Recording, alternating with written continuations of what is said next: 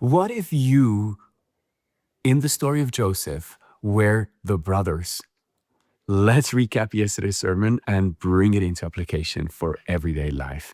Well, the brothers of Joseph, they experienced this crazy thing that their father has died, and now there is no reason why Joseph should actually like them, do something good for them.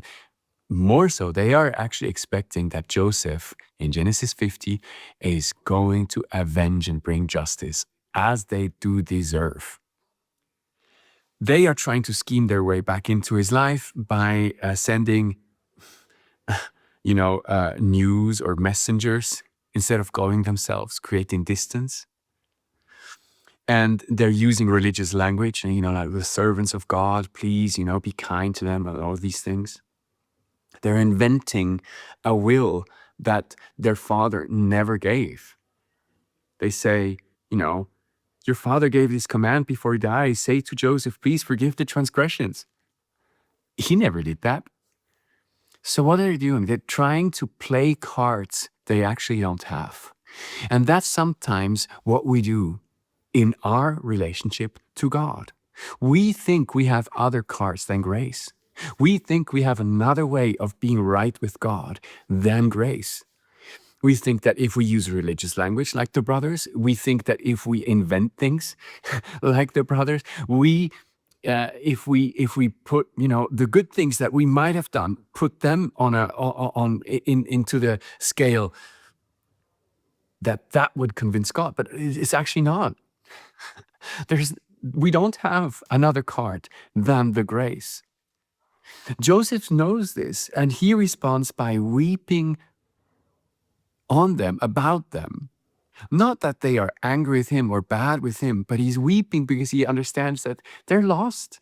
And that's the response that God has for us.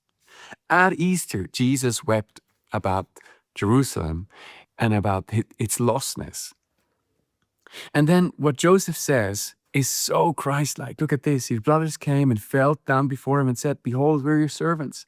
That's sometimes also like what we want to exchange for grace. We go like, you know what? If I serve God, then he might be kind to me. But that's not how it is. Joseph said to them, do not fear, for am I in the place of God? As you meant evil against me. Yes, but God meant it for good to bring about that many people should be saved. If you think of what the cross is, it was the ultimate evil because a righteous person, the true only person who was truly only righteous, was killed at the hand of violent men. Acts 2.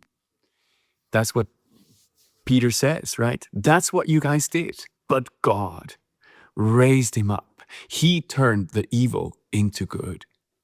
And therefore, can God forgive us? That's why, because God turned it into good. That's why Joseph can forgive them. And he says, so do not fear, I will provide for you and your little ones. Thus he comforted them and spoke kindly to them. If anybody should have been comforted, maybe it would have been Joseph, because even at the end, his brothers are actually playing games.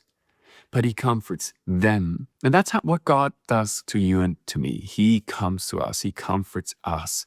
He says, the evil that humanity planned, I turned it into good. What the enemy meant for evil, I turned it into good. That is the message of Easter, that the ultimate evil was turned into the ultimate good of God.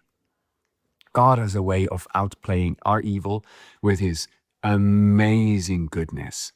And that, my friends, is the application. Give yourself to him with good and with the evil, because God can take everything, the good, the bad, the ugly, and weave it into good. The term for planning is weaving. So God is always into scheming for us. His plans are to bless us, not to harm us. Application. Honestly, you have no cards than grace. So come before the throne of grace. Why don't you do it today?